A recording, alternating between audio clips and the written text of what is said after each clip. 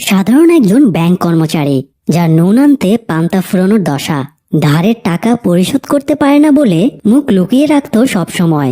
নিজের বাচ্চাকে যে একটা টি শার্ট পর্যন্ত কিনে দিতে পারত না। সেই ছেলেটি একসময় শত কোটি টাকার মালিক হয়ে যায়, কিন্তু কিভাবে? আসুন জেনে আসি একজন সাধারণ মধ্যবিত্তের কোটিপতি হবার গল্পটি। 19 মার্চ 1992, বোম্বে শহর। সকালের আলো ফুটার সাথে সাথে ভাস্করের ঘড়িতেও অ্যালার্ম বেজে ওঠে। অ্যালার্ম অফ করে ভাস্কর মর্নিং ওয়াকে বেরিয়ে পড়ে। মর্নিং ওয়াক শেষে টুকটাক জিনিস কিনে যখন সে বাড়ি ফিরছিল, তখন সিবিআই অফিসাররা তার রাস্তা আটকে দাঁড়ায়। চিফ ইনভেস্টিগেশন অফিসার লক্ষণ রাও ভাস্করকে গাড়িতে তুলে নেয় এবং বলে তার বিরুদ্ধে ইনকোয়ারি হবে। এরপর ভাস্করকে নিয়ে মাগাধা ব্যাংকে চলে যায়। ভাস্কর মূলত এই ব্যাংকেই চাকরি করত। দুদিন আগে সে এখান থেকে রিজাইন করেছে। যাই হোক, খুব সকাল হওয়ায় ব্যাংকের কার্যক্রম তখনও শুরু হয়নি। ভাস্কর লক্ষণ রাওকে জিজ্ঞেস করে তার অপরাধ কি। লক্ষণ রাও বলে ভাস্করের বিরুদ্ধে অনেক অভিযোগ, ব্যাংকের ফান্ড মিসইউজ করা, সিকিউরিটিজ এবং ব্যাংকের রিসিট ফ্রড করা, এইসবই আর কি। ভাস্কর অফিসারের কথায় আর কোনো প্রতিউত্তর দেয় না। সে তাদের ইনকোয়ারি চালিয়ে যেতে দেয়। এই সময় ভাস্করের কাছে তার স্ত্রীর ফোন আসে এবং জানায় সিবিআই এর লোকেরা তাদের বাড়িতে সার্চ করছে।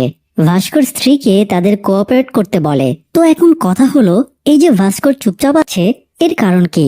সে কি আসলেই অপরাধী? সেটা জানতে হলে আমাদের আরো 3 বছর পেছনে যেতে হবে। তখন 1989 সাল। ভাস্কর এই ব্যাংকেরই একজন সাধারণ কর্মচারী ছিল।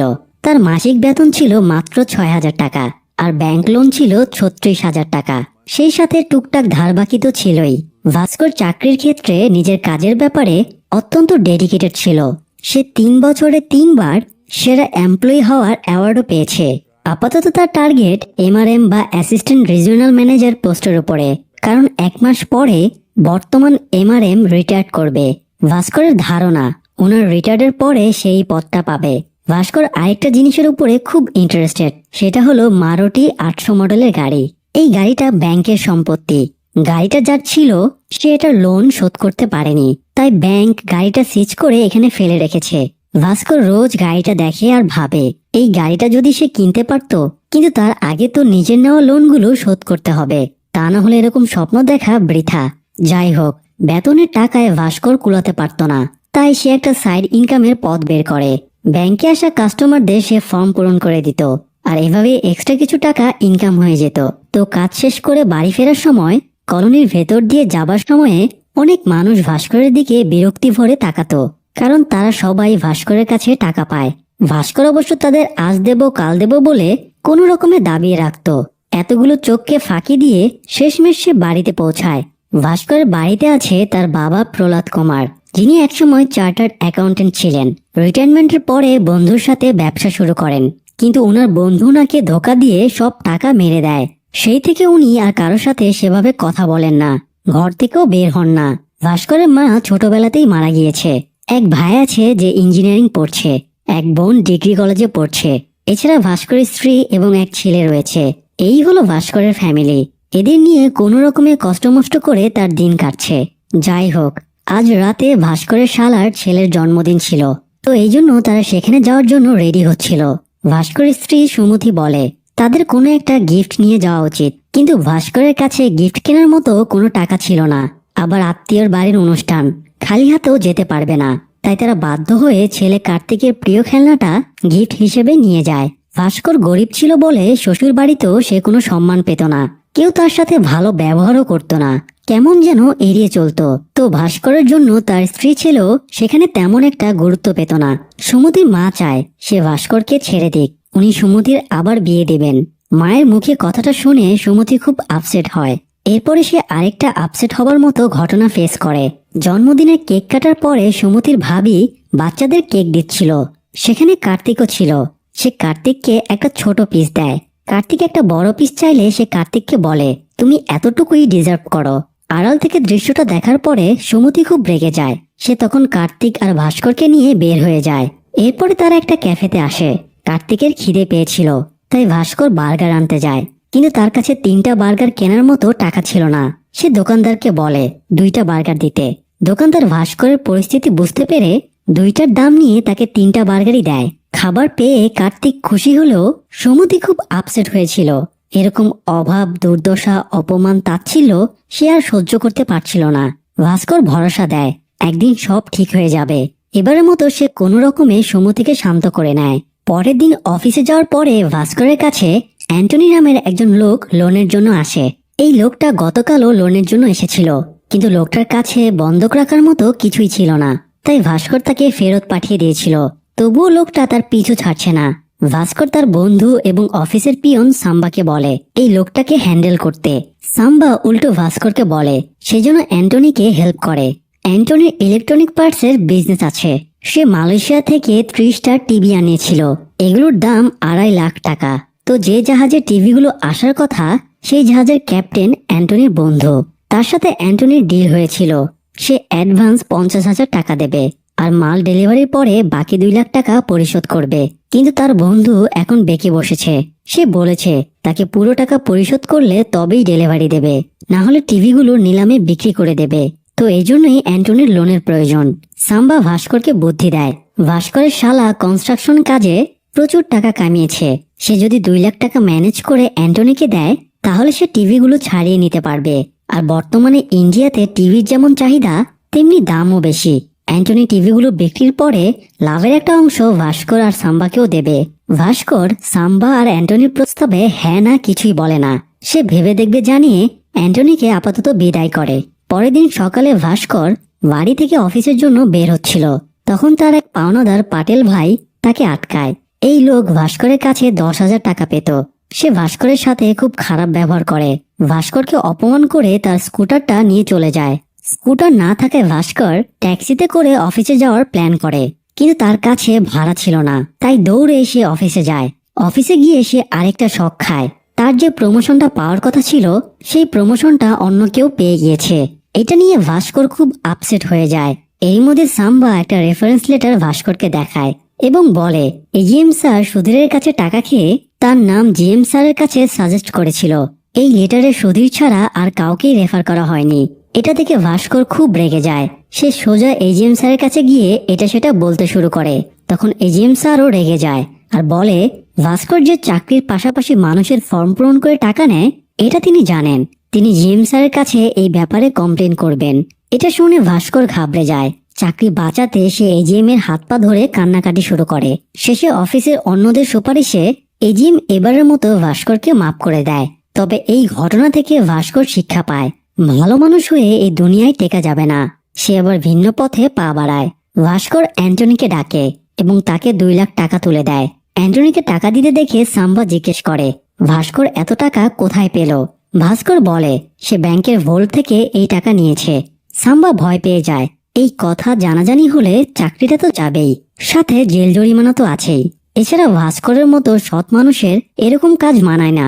ভাস্কর বলে 2 দিন পরে বাবাকে হাসপাতালে চেক আপে নিয়ে যেতে হবে, 1 সপ্তাহ পরে বাচ্চার স্কুলের ফিস দিতে হবে, ভাই বোনের কলেজের ফিস দিতে হবে। অথচ তার কাছে বাড়ি ফেরার জন্য বাসের টিকিট কাটারও টাকা নেই। দেয়ালে যখন পিঠ ঠেকেই গিয়েছে তখন আর সততা দিয়ে কি হবে। তাই এবার ভাস্কর সব ধরনের রিস্ক নিতেই রাজি আছে। যাই হোক, অ্যান্টনিকে টাকা দিয়ে ভাস্কর বলে তার টিভিগুলো বিক্রি করে যা লাভ হবে তার 20% শেয়ার তাকে আর সাম্বাকে দিতে হবে। অ্যান্টনি ভাস্করের কথায় রাজি হয়ে যায়। এরপরে ভাস্কর বাড়ি ফিরে আসে। অ্যান্টনির 2 ঘন্টা পরে টাকা ফিরে দেবার কথা ছিল, কিন্তু ঘন্টার পর ঘন্টা কেটে যাওয়ার পরেও তার আসার নাম গন্ধ নাই। তাই ভাস্কর অনেক উল্টাপাল্টা কথা ভাবতে শুরু করে। টেনশন করতে করতে ভাস্করের চোখটা একটু লেগে এসেছিল। তখন সুমতি তাকে ডেকে বলে সাম্বা এসেছে। ভাস্কর দ্রুত বাইরে গিয়ে দেখে সাম্বার সাথে অ্যান্টনিও হাসি মুখে দাঁড়িয়ে আছে। তাকে দেখে ভাস্কর দেহে প্রাণ ফিরে পায়। অ্যান্টনি ভাস্করকে লোনের 2 লাখ টাকা ফিরিয়ে দেয়, পাশাপাশি 50,000 টাকা লাভের শেয়ারও দেয়। টিভিগুলো বিক্রি করে অ্যান্টনি 2.5 লাখ টাকা লাভ করেছে। ভাস্কর অ্যান্টনির সততা দেখে তাকে আনন্দে জড়িয়ে ধরে।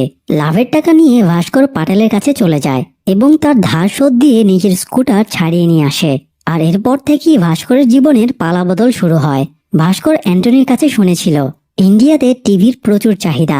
এখানে যে টিভির দাম 40,000 টাকা, মালয়েশিয়াতে সেটা 12,000 টাকায় পাওয়া যায়। যদি অর্ডার বড় থাকে তাহলে 8,000 টাকাতেও পাওয়া যাবে। কিন্তু ইন্ডিয়ায় আনার সময় ট্যাক্সের জন্য টিভির দাম বেড়ে যায়। তো তারা পোর্টের কাস্টমস অফিসারদের ঘুষ দিয়ে টিভিগুলো যদি স্পেয়ার পার্টস হিসেবে নিয়ে আসে তাহলে তাদের আর ট্যাক্স লাগবে না। আর এভাবে তারা কয়েক গুণ বেশি লাভ করতে পারবে। অ্যান্টনির এই আইডিয়াটা ভাস্করের ভালো লাগে, তাই সে এরপর থেকে নিয়মিতভাবে ব্যাংকের ভোল্ট থেকে টাকা চুরি করে অ্যান্টনিকে দিতে থাকে। আর পরের দিনে সেই টাকা আবার ভোল্টে জায়গা মতো রেখে দেয়, ফলে তাকে কেউ ধরতেও পারে না, আবার মোটা অঙ্কের টাকা লাভও করতে থাকে। এভাবে অল্প সময়ের ভেতরেই ভাস্কর তার ধারের সব টাকা পরিশোধ করে দেয়, পাশাপাশি নিজের অবস্থারও উন্নতি করতে থাকে। ভাস্করের এত দ্রুত উন্নতি দেখে সুমতির সন্দেহ হয়। সে ভাস্করকে এই ব্যাপারে জিজ্ঞেস করলে সে বলে, ব্যাংক থেকে লোন নিয়ে সাম্বার সাথে সে একটা বিজনেস শুরু করেছে, সে বিজনেস থেকে সে অনেক লাভ পাচ্ছে। ভাস্করের কথা সুমতি বিশ্বাস করে নেয় এবং খুব খুশি হয়। ভাস্কর সুমতিকে কিছু টাকা দেয় নেকলেস কেনার জন্য, কিন্তু সুমতি বলে সে টাকা দিয়ে কার্তিকের জন্মদিন পালন করবে। তারা কখনোই ঘটা করে কার্তিকের জন্মদিন পালন করতে পারেনি, তো তারা আত্মীয় স্বজন, কার্তিকের বন্ধু বান্ধব সবাইকে জন্মদিনে ইনভাইট করে। তারা এতটা ধুমধাম করে জন্মদিনের আয়োজন করে যে সবার একদম তাক লেগে যায়। তো পার্টিতে অ্যান্টনিও এসেছিল। ভাস্কর, সাম্বা, অ্যান্টনি একসাথে টেবিলে বসেছিল। অ্যান্টনি জানায় তার ছেলে আমেরিকাতে চাকরি পেয়েছে। ছেলে চায় অ্যান্টনিও আমেরিকাতে চলে আসুক, কিন্তু অ্যান্টনি ছেলের বোঝা হয়ে থাকতে চায় না। তার যা পুঁজি ছিল সব ছেলের পড়াশোনার পেছনে খরচ করে ফেলেছে, তাই আমেরিকায় যাওয়ার আগে সে বড় একটা পুঁজি নিয়ে যেতে চায়, আর সেই টাকা দিয়ে আমেরিকাতেই একটা বিজনেস শুরু করতে চায়। সে ভাস্করকে নতুন একটা আইডিয়া দেয়। আগামী শনিবারে দুবাই থেকে 3টা ফরেন গাড়ি আসছে, তারা যদি 10 লাখ টাকা ম্যানেজ করতে পারে তাহলে এই গাড়িগুলো কিনে নিতে পারবে। ইন্ডিয়াতে এইসব গাড়ির যা চাহিদা, তাতে তারা কয়েক গুণ বেশি টাকায় এই গাড়িগুলো বিক্রি করতে পারবে। অ্যান্টনির অফার তো ভালো ছিল, কিন্তু একসাথে 10 লাখ টাকা ব্যাংকের ভোল্ট থেকে ম্যানেজ করা মোটেও সহজ কথা না, তাই ভাস্কর তেমন একটা আগ্রহ দেখায় না। পার্টি শেষে রাতে ঘরে গিয়ে দেখে আজকে সবাই বেশ খুশি। এর মধ্যে কার্তিক খুশিতে কাঁদতে শুরু করে। সে বলে তার বন্ধুরা তাকে সবসময় ছোট নজরে দেখত, তাকে খোঁটা দিয়ে বলতো কার্তিক সবসময় আমাদের জন্মদিনে ফ্রিতে কেক খেতে আসে, ওর জন্মদিনে আমাদের কখনো কেক খাওয়ায় না। আজ নিজের জন্মদিনে বন্ধুদের কেক খাওয়াতে পেরে কার্তিকের মনের সব বেদনা দূর হয়ে গেছে। কার্তিক সবসময় তার নানা বাড়িতে একই টি শার্ট পরে যেত, তাই তার মামাতো ভাই তাকে খোঁচা দিয়ে বলতো তোর বাবা কি তোকে টি শার্ট কিনে দিতে পারে না, সবসময় একই জিনিস পরে আসিস। আজ কার্তিকের গায়ে কোট প্যান্ট দেখে মামাতো ভাইয়ের কথাই বন্ধ হয়ে গেছে, তাই কার্তিক বাবা মায়ের কাছে প্রমিস করে এখন থেকে সে আর কখনো তাদের অবাধ্য হবে না। ছেলের এমন আনন্দ দেখে ভাস্কর আবারও নিজের মত পাল্টায়। সে ভাবে এদের খুশি রাখা তার দায়িত্ব, আর এই জন্য তাকে আরো টাকা কামাতে হবে। তাই ভাস্কর অ্যান্টনিকে ফোন দিয়ে বলে সে তাকে শনিবারে 10 লাখ টাকা ম্যানেজ করে দেবে। তো শনিবার ভাস্কর ব্যাংকে গিয়ে অনেক ঝামেলা বিপদ সামলে 10 লাখ টাকা বের করে এনে অ্যান্টনিকে দেয়। সেই টাকা দিয়ে অ্যান্টনি গাড়ি 3টা ছাড়িয়ে নেয়, কিন্তু এরপরই তারা বড় এক সমস্যায় পড়ে। তাদের যে লোকের কাছে গাড়িগুলো বিক্রি করার কথা ছিল সেই লোকটা পুলিশের হাতে ধরা পড়েছে, তাই এখানে গাড়ি কেনার মতো আর কোনো ক্লায়েন্ট নেই। তারা 3জনে মহা বিপদে পড়ে যায়। কাল রবিবার ব্যাংক বন্ধ, পরশু সোমবার ব্যাংক খুলবে, আর ভাস্করকে সোমবার সকালেই ব্যাংকের ভোল্টে জায়গা মতো টাকা রাখতে হবে, না হলেই খেল খতম। ভাস্কর অ্যান্টনিকে খোঁজ নিতে বলে অন্য কোনো প্রদেশে এইসব গাড়ি কেনার লোক আছে কিনা। অ্যান্টনি খোঁজ খবর নিয়ে জানতে পারে গোয়াতে একজন ক্লায়েন্ট আছে যে গাড়িগুলো কিনবে। তারা তখনই গোয়া যাওয়ার প্ল্যান করে, কিন্তু পথে 2টা পুলিশ চেকপোস্ট পড়ে। তারা এই ইম্পোর্টেড কার নিয়ে কখনো চেকপোস্ট পার হতে পারবে না, তাই ভাস্কর একটা প্ল্যান খাটায়। প্রথমে তারা গাড়িতে সরকারি ফেক নম্বর প্লেট বসায়, তারপর 3জন ফকিরকে মন্ত্রীদের মতো ড্রেস পরিয়ে মন্ত্রী সাজায় এবং একজন কলগাল ভাড়া করে তাকে মডেল সাজায়। এরপরে তাদেরকে গাড়িতে নিয়ে ভিআইপি পরিচয় দিয়ে 2টো পুলিশ চেকপোস্টকেই ফাঁকি দিয়ে গোয়ায় পৌঁছে যায়। সেখানে গিয়ে তারা 10 লাখের গাড়িতে 20 লাখ টাকা লাভ করে। ভাস্কর এই লাভের টাকা থেকে 1 লাখ টাকা করে ফকিরদের এবং কলগালকে দেয়। বাকি টাকা সে, অ্যান্টনি আর সাম্বা ভাগ করে নেয়। যাই হোক, ঝামেলা মিটিয়ে তারা অ্যান্টনিকে এয়ারপোর্টে ছেড়ে দেয়। এরপরে ভাস্কর বাড়িতে গিয়ে তার কয়েকটা ড্রেস টাকার ব্রিফকেসে ভরে নেয়। তারপরে সে অফিসের উদ্দেশ্যে রওনা দেয়। অফিসে এসে ভাস্কর টেনশনে পড়ে যায়। সে খেয়াল করে ব্যাংকে পুলিশ এসেছে। ভাস্কর ভাবে হয়তো তার ভোল্টে থেকে টাকা নেওয়ার খবর ফাঁস হয়ে গেছে। ভাস্কর ভয়ে ভয়ে ব্যাংকে ঢোকে। এরপরে জানতে পারে পুলিশ আসলে তার জন্য আসেনি, বরং এজিএম এবং এআরএম লোন দেওয়ার বিনিময়ে মানুষের কাছে পার্সেন্টেজ নিত। এই স্ক্যামের জন্যই তাদের ধরতে পুলিশ এসেছে। এটা শোনার পরে ভাস্কর কিছুটা হাঁপ ছেড়ে বাঁচে। এত সব ঝামেলার মাঝেও সে এক ফাঁকে ব্রিফকেসের টাকাগুলো ভোল্টে রেখে দেয়। এর ঠিক একটু পরেই ভাস্করের ব্রিফকেসটা জিএম স্যারের নজরে আসে। জিএম স্যারের ভাস্করের উপরে সন্দেহ হয়। তিনি ভোল্ট ম্যানেজারকে ভোল্টের গতদিনের কালেকশন চেক করার নির্দেশ দেয় আর ভাস্করকে তার ব্রিফকেস খুলে দেখাতে বলে। ভোল্ট ম্যানেজার জানায় টাকার অ্যামাউন্ট ঠিক আছে। ভাস্করও ব্রিফকেস খুলে দেখায় সেখানে জামা কাপড় ছাড়া আর কিছুই নেই। জিএম এবার নিশ্চিন্ত হয়ে চলে যায়। এই ঘটনার পরে ভাস্কর ভাবে সে এসব অপরাধ জগৎ ছেড়ে দেবে। সে নিজের সিদ্ধান্ত সাম্বাকেও জানায়, কিন্তু সাম্বা এভাবে গরিব জীবন কাটাতে চাইছিল না। সে ব্যাংকের পিয়নের চাকরি ছেড়ে দিয়ে নিজের একটা ব্যবসা শুরু করে। আর ভাস্করও গুণে দেখে সে মোট 6 লাখ টাকা জমিয়েছে। সে টাকাগুলো পরিবারের সব সদস্যের নামে আলাদা আলাদা কৌটোতে জমিয়ে রাখে। কিন্তু এরই মধ্যে তার ভাইয়ের লন্ডনের একটা কলেজে অ্যাডমিশন হয়ে যায়। এম্বাসিতে কথা বলে জানতে পারে সব প্রসেসিং এর জন্য 6 লাখ টাকা লাগবে। ভাইয়ের ফিউচারের কথা ভেবে ভাস্কর তার জমানো সব টাকা খরচ করে ভাইকে লন্ডনে পাঠিয়ে দেয়। ফলে ভাস্কর যেখান থেকে সব শুরু করেছিল আবার সেখানেই ফিরে আসে। যাই হোক, জিএম এবং এআরএম এ ধরা পড়ায় ভাস্করের কপাল খুলে যায়। ব্যাংকে যেহেতু দুটো পোস্ট খালি হয়ে গিয়েছিল, তাই জিএম এর রেফারে চেয়ারম্যান স্যার ভাস্করকে এজিএম পোস্টের প্রমোশন দেয়। যেহেতু ভাস্করের ডিউটি রেকর্ড খুব ভালো ছিল, তাই তাকেই এই পদের জন্য মনোনীত করা হয়। ভাস্করের বেতন 6,000 থেকে একদম 19,500 হয়ে যায়। সাথে তো অন্যান্য বোনাস আছেই। ভাস্কর আনন্দে একদম আত্মহারা হয়ে যায়। চেয়ারম্যান স্যার ভাস্করকে জিজ্ঞেস করে তার আর কোনো চাওয়া আছে কিনা। ভাস্কর বলে ব্যাংকের ওই মারুতি 800 মডেলের গাড়িটা তার অনেক পছন্দের। চেয়ারম্যান স্যার হেসে ভাস্করকে গাড়িটা দিয়ে দেয়।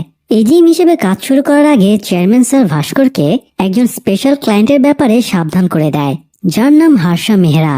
বলা চলে হার্ষা মেহরা তাদের ইলিগাল ক্লায়েন্ট। এখানে ব্যাংকে একটা সিন্ডিকেট আছে। আমাদের সাধারণ পাবলিকদের যেরকম লোনের প্রয়োজন হয়, অনেক সময় ব্যাংকেরও লোনের দরকার হয়। তখন এক ব্যাংক থেকে অন্য ব্যাংকের লোন নেওয়ার প্রয়োজন হয়, কিন্তু আইন অনুযায়ী ব্যাংক থেকে ব্যাংকে লোন দেওয়া নেওয়া নিষিদ্ধ। তাই এক ব্যাংকের কর্তৃপক্ষ একজন ব্রোকারের অ্যাকাউন্টে টাকা পাঠিয়ে দেয়, আর ব্রোকার সেই টাকা অপর ব্যাংকের অ্যাকাউন্টে পাঠিয়ে দেয়। এভাবে যখন লোন পরিশোধের সময় হয়, তখন আবার তারা সেম প্রসেসে ব্যাংকের টাকা পরিশোধ করে দেয়। তো এই হার্ষা মেহরা হলো সেই ব্রোকার। সে মাগাদা ব্যাংক আর কাটারি ব্যাংকের মধ্যে ব্রোকার হিসেবে কাজ করে। যাই হোক, হার্ষার হয়ে তার সব টাকা আদান প্রদান, কাগজপত্র সব দেখাশোনা সুরজ নামের একজন করত। সুরজ ভাস্করের কাছে আসে লোনের চেক ইস্যু করার জন্য। ভাস্কর সুরজকে লোন পরিশোধের জন্য 14 দিনের সময় দেয়। সুরজ বলে তাদের লোন পরিশোধ করতে কিছুদিন লেটও হয়ে যেতে পারে, তাই ভাস্করকে ঘুষ হিসেবে একটা দামি ঘড়ি গিফট দেওয়ার চেষ্টা করে। কিন্তু ভাস্কর তার গিফট ফিরিয়ে দিয়ে বলে 14 দিনের একদিনও যেন লেট না হয়। নির্ধারিত সময় শেষে সুরজ লোনের টাকা ফেরত দিতে আসে। সুরজ চলে যাওয়ার পরে ভাস্কর হার্ষার ব্যাংক স্টেটমেন্ট চেক করতে গিয়ে কিছু অদ্ভুত ব্যাপার লক্ষ্য করে। তারা হার্ষার অ্যাকাউন্টে যে টাকা পাঠিয়ে দেয়, সেই টাকা হার্ষা আরেকটা অ্যাকাউন্টে ট্রান্সফার করে, আর এভাবে নিজেদের মধ্যে টাকা আদান প্রদান করে। কিন্তু আশ্চর্যের ব্যাপার হলো, তারা যে কাটারি ব্যাংকের নামে লোন নেয়, স্টেটমেন্টে সেই কাটারি ব্যাংকের নাম উল্লেখ নেই। অর্থাৎ তারা যে লোন ইস্যু করে সেটা কাটারি ব্যাংকে পৌঁছায় না। এই ব্যাপারটা নিয়ে আলোচনার জন্য ভাস্কর কাটারি ব্যাংকের এজিএম এর সাথে দেখা করে, কিন্তু এই লোক তো আগে থেকেই হার্ষার কাছে বিক্রি হয়েছিল, তাই সে ভাস্করকে কোনো রকম সাহায্য করে না। ভাস্করের মনে প্রশ্ন আসে, হার্ষা তাহলে ব্যাংক লোনে টাকা দিয়ে কি করে? ভাস্কর খোঁজখবর নিয়ে জানতে পারে হার্ষা শেয়ার বাজারে একটা বড় সিন্ডিকেট চালায়। সে প্রথমে কোনো একটা কোম্পানির সব শেয়ার কিনে নেয়, এরপর তার লোকদের দিয়ে সেই শেয়ারগুলো উচ্চ প্রাইসে কেনায়। পরবর্তীতে যখন মার্কেটে সেই কোম্পানির শেয়ারগুলোর দাম বেড়ে যায়, তখন সে সবগুলো শেয়ার একসাথে বিক্রি করে দেয়, আর এভাবে সে প্রতিবারে প্রচুর টাকা হাতিয়ে নেয়। ভাস্কর এটা জানার পরে ভেবেছিল সে চেয়ারম্যান স্যারকে সব জানিয়ে দেবে, কিন্তু পরে উপলব্ধি করে চেয়ারম্যান স্যারকে জানিয়ে দিয়ে তার কি লাভ। তার যেটাতে লাভ হবে সেটাই করা উচিত। এই জন্য সে পার্সোনালি সুরজের সাথে দেখা করে। ভাস্কর সুরজকে শর্ত দেয় সে তাদের যতগুলো লোন পাইয়ে দেবে, তার বিনিময়ে ভাস্করকে 1% কমিশন দিতে হবে। পাশাপাশি তারা যেসব শেয়ার কিনবে বা বিক্রি করবে, সেগুলোর ইনফরমেশন ভাস্করকে একদিন আগে জানাতে হবে। উপায় না পেয়ে সুরজ ভাস্করের শর্ত মেনে নেয়। এরপর থেকে ভাস্করের উন্নতির দুয়ার আবারও খুলে যায়। তার কাছে বান্ডিল বান্ডিল টাকা আসতে শুরু করে। সে এক চান্সে সুরজের কাছ থেকে কমিশনের 25 লাখ টাকা পেয়ে যায়। কিন্তু এতগুলো টাকা সাধারণ ব্যাংকের কাছে থাকলে যে কেউ সন্দেহ করবে। তাই এই কালো টাকা সাদা করার জন্য ভাস্কর আনোয়ার নামের একজনের সাথে দেখা করে। আনোয়ার টাকাগুলো লটারি টিকিটের পেছনে ইনভেস্ট করতে বলে। তারা একটা লটারি কোম্পানির কাছে যায়, তারপরে 25 লাখ টাকা এবং 3% কমিশন তাদের দিয়ে দেয়। বিনিময়ে লটারি কোম্পানি ভাস্করকে লটারির প্রথম প্রাইজটা পাইয়ে দেয়। পরের দিন পত্রিকায় নিজের লটারি নম্বর চেক করে ভাস্কর এমন অ্যাক্টিং করে যেন সে ভাগ্যক্রমে 25 লাখের লটারি জিতে গেছে। এভাবে সে পরিবার এবং বাইরের লোকদের বোঝায় যে সে লটারি থেকেই 25 লাখ টাকা পেয়েছে। এখান থেকে কমিশন, ট্যাক্স সব বাদ দিয়ে ভাস্কর 17 লাখ টাকা পেয়ে যায়। এরপরে সে একটা ট্রেডিং অ্যাকাউন্ট খোলে। এরপরে এই টাকাটা সে শেয়ার মার্কেটে লাগিয়ে দেয়। ভাস্কর সুরজের কাছ থেকে ইনফরমেশন নিত আর সেই অনুযায়ী নিজের অ্যাকাউন্টের মাধ্যমে ট্রেডিং করত। আর এইভাবে সে জাস্ট 2 সপ্তাহে এই 17 লাখ টাকাকে 70 লাখ টাকা বানিয়ে ফেলে। তো এই ছিল ভাস্করের বড়লোক হবার গল্প। এদিকে অফিসার লক্ষণ রাও ভাস্কর অ্যাকাউন্ট ডিটেলস চেক করে দেখে তার অ্যাকাউন্টে 100 কোটি টাকা রয়েছে। এমন দেখে তার মাথা ঘুরে যায়। সে অ্যাকাউন্ট স্টেটমেন্ট চেক করে দেখে ভাস্কর সত্যি 2 সপ্তাহে 70 লাখ টাকা কামিয়েছিল। তবে সে আরেকটা জিনিস খেয়াল করে, ভাস্কর আবার একদিনেই 69 লাখ টাকা খরচও করেছে। লক্ষণরাও জিজ্ঞেস করে ভাস্কর একদিনে এত টাকা কিভাবে খরচ করলো। তখন ভাস্কর জানায় এই টাকা ব্যাংকে রাখার কয়েকদিন পরেই তার বোনের বিয়ে ঠিক হয়ে যায়। তো বিয়ের শপিং করতে তারা একটা দোকানে ঢোকে। ভাস্কর এবং তার পরিবারের লোকজনকে দেখে সাধারণ মধ্যবিত্ত মনে হচ্ছিল, তাই দোকানের মালিক কর্মচারী কেউ তাদের তেমন পাত্তা দিচ্ছিল না, বেশ অসম্মান করছিল। এই ব্যাপারটা ভাস্করের ইগোতে লেগে যায়। সে তখনই দোকান থেকে বেরিয়ে যায় এবং সব টাকা ব্যাংক থেকে তুলে আনে। সেই টাকা দিয়ে প্রথমে সে একটা দামি গাড়ি কিনে, দামি জামা কাপড়, ঘড়ি, জুতো কিনে সেগুলো পরে আবারও সে দোকানের সামনে এসে ভিআইপি গেট আপে গাড়ি থেকে নামে। তারপর দোকানে গিয়ে সমস্ত দামি গহনা কিনে নেয়। আগেরবার যারা ভাস্করের সাথে ঠিকমতো কথাও বলছিল না, এবার তারা তোষামোদে একদম ভরিয়ে ফেলে। আর মূলত এভাবেই ভাস্কর তার টাকাগুলো খরচ করে ফেলে। যাই হোক, বোনের বিয়ে দিতে গিয়ে ভাস্করের যত লিগ্যাল টাকা ছিল সব ফুরিয়ে যায়। তো এর পরের বার সুরজের কাছ থেকে পাওয়া কমিশনের কালো টাকা নিয়ে ভাস্কর আবারও আনোয়ারের কাছে যায়। আনোয়ার বলে 3 মাসে পর পর 2 বার লটারি জিতলে ইনকাম ট্যাক্স ঝামেলা করতে পারে। তাই সে ভাস্করকে বুদ্ধি দেয় তারা এই টাকাগুলো নিজেদের লোক দিয়ে দেশের বাইরে হুন্ডি করে পাঠিয়ে দেবে। এরপর বাইরের দেশ থেকে বিভিন্ন অর্ডার পারচেজের মাধ্যমে তারা টাকাগুলো আবারও পাঠিয়ে দেবে। কিন্তু এর জন্য একটা প্রাইভেট লিমিটেড কোম্পানির প্রয়োজন। সুমতির অনেকদিন ধরে একটা খাবারের রেস্তোরাঁ দেওয়ার ইচ্ছা ছিল। ভাস্কর এবার এই সুযোগটা কাজে লাগায়। সে সুমতিকে একটা খাবারের শপ বানিয়ে দেয়। আর সেই শপের নামে ভাস্কর ফেক বিল বানিয়ে কন্টিনিউ কালো টাকা সাদা করতে থাকে। এভাবে সে ব্যাপক পরিমাণে টাকা কামিয়ে নিতে থাকে। সে বড়লোক থেকে আরো বেশি বড়লোক হয়ে যেতে থাকে। ফলে তার আচরণেও অনেক চেঞ্জ আসতে থাকে। তার ব্যবহার আচরণ অনেক বেশি রুড হয়ে যায়। সব জায়গায় টাকার গরম দেখাতে শুরু করে। প্রচুর পরিমাণে ড্রিঙ্কসও করা শুরু করে। এই নিয়ে সুমতির সাথে তার মন কষাকষিও শুরু হয়ে যায়। এরই মধ্যে আবার আরেকটা ঘটনা ঘটে যায়। কাটারি ব্যাংকের এজিএম হরিহরন ভাস্করের সাথে দেখা করতে আসে। ভাস্কর হরিহরনকে জানায় তার ব্যাংকের নামে এখন পর্যন্ত 90 কোটি টাকার লোন ইস্যু হয়েছে। এটা শুনে হরিহরনের মাথা খারাপ হয়ে যায়। সে ভাস্করের কাছ থেকে লোনের বিয়ার স্টেটমেন্ট চেক করে বলে এগুলোতে সে সই করেনি, তার সই নকল করে কাটারি ব্যাংকের নামে লোন ওঠানো হয়েছে। হরিহরন একদম হতাশ হয়ে পড়ে। এত বড় অ্যামাউন্ট, এই কথা যদি বাইরে বের হয় তাহলে শেয়ার মার্কেট কলাপস হয়ে যাবে, ইন্ডিয়ার ইকোনমি একদম ভেঙে পড়বে। আতঙ্কে হরিহরন তখনই হার্ট অ্যাটাক করে। ভাস্কর তাকে দ্রুত হাসপাতালে নিয়ে যায়, কিন্তু তাকে আর বাঁচানো যায় না। হরিহরনের মৃত্যু ভাস্করের মনে ব্যাপক প্রভাব ফেলে। সে ভাবে একদিন তো তারও এরকম পরিণতি হতে পারে। সে এবার ভাবে এসব দুর্নীতি ছেড়ে দিবে কিনা। এরই মধ্যে সে আরেকটা ঘটনার সম্মুখীন হয়। ভাস্কর তার শ্বশুর বাড়িতে বেড়াতে যায়। ভাস্করের শালার রিসেন্টলি ব্যবসায় লস খেয়ে নাজেহাল অবস্থা। তার 50 লাখ টাকার প্রয়োজন।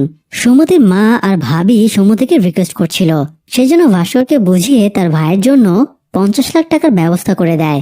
তখন সুমতি বলে এটা ভাস্করের টাকা, ভাস্কর টাকা দেবে কি দেবে না এটা সম্পূর্ণ তার ব্যাপার।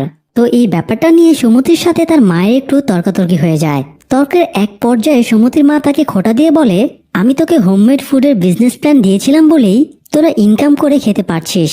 এই কথাটা সুমতির খুব খারাপ লাগে। সে তখনই ফিরে গিয়ে নিজের দোকানটা ভেঙে ফেলে এবং ব্যবসা বন্ধ করে দেয়। বাড়ি ফিরেও ভাস্করের সাথে সুমতির অনেক ঝগড়া হয়। সুমতি এই নতুন ভাস্করকে একদমই একসেপ্ট করছিল না। সে পুরনো সাদামাটা ভাস্করকে ফেরত চাইছিল। তাদের এই ঝামেলা দেখে ভাস্করের বাবা বেরিয়ে আসে এবং ভাস্করকে ওনার রুমে ডাকেন।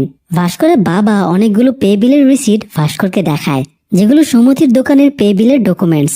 ভাস্কর এটা সেটা বলে বাবাকে বোঝানোর চেষ্টা করলে তিনি বলেন আমি একসময় চার্টার্ড অ্যাকাউন্টেন্ট ছিলাম, আমাকে বোকা বানানোর চেষ্টা করিস না। আমি জানি এগুলো কিসের টাকা, এসব মানি লন্ডারিং এর টাকা।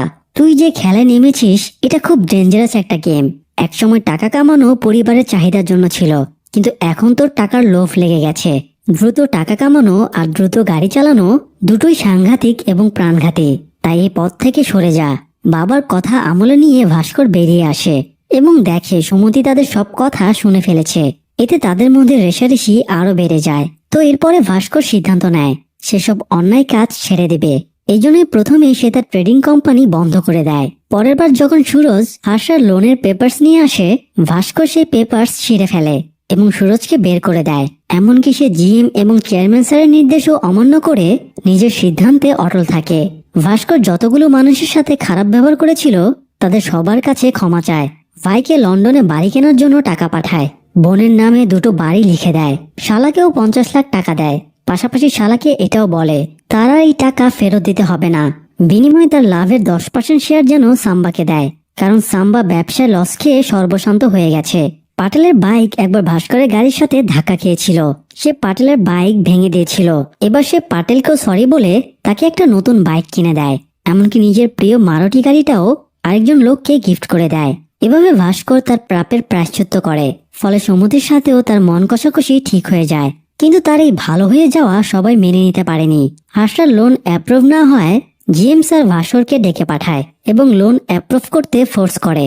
তাই ভাস্কর রাগ করে চাকরি থেকে রিজাইন দিয়ে চলে আসে।